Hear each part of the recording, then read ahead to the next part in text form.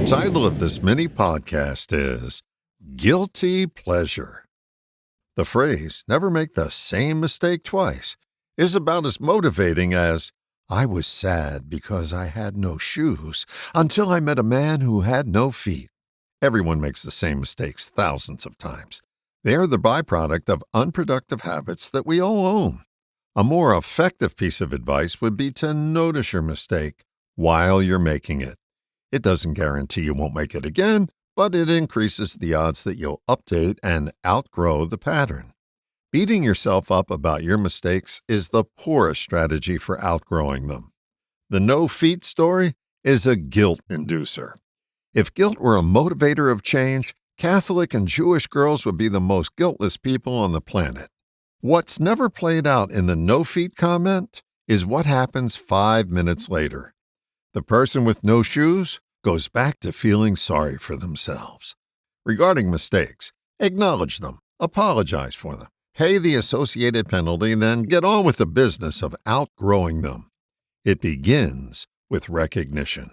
Outgrowing something is noticing there's something to outgrow. The effort that's necessary is to train yourself to notice unproductive behavior while it's happening. Reminds me of a story I've told at my seminars.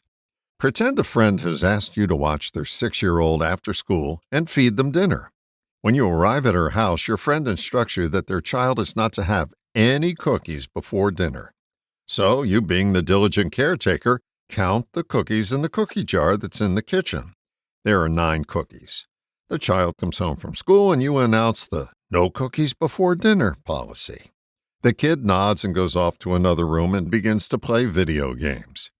You then go about doing some of the things you brought with you to work on, balancing your checkbook, answering emails and some texts, and you do this while sitting at the dining room table. Now it's dinner time, and you fix a meal for you and the 6-year-old. You notice that the kid just picks at the meal and hardly eats anything. They say, I'm just not hungry. So they scoot off back to the den and you begin to clean up the kitchen. But something tells you to check that cookie jar. You notice there are now only 5. You immediately deduce that the kid didn't have them after dinner because you've been cleaning up in that room since dinner ended and would have seen that happen. It suddenly dawns on you that while you were working in the dining room, they snuck into the kitchen and took the cookies. Now let me ask you, how effective would it be to go into the game room and berate them for eating those cookies? Not very, right? The behavior's over with. But what would have happened if out of the corner of your eye you spotted them pilfering cookies before dinner and shouted out, "Hey!" You would have interrupted the behavior in midstream and had a much different outcome. So ask yourself this. How helpful is it to beat yourself up after eating a pint of Ben & Jerry's pumpkin cheesecake?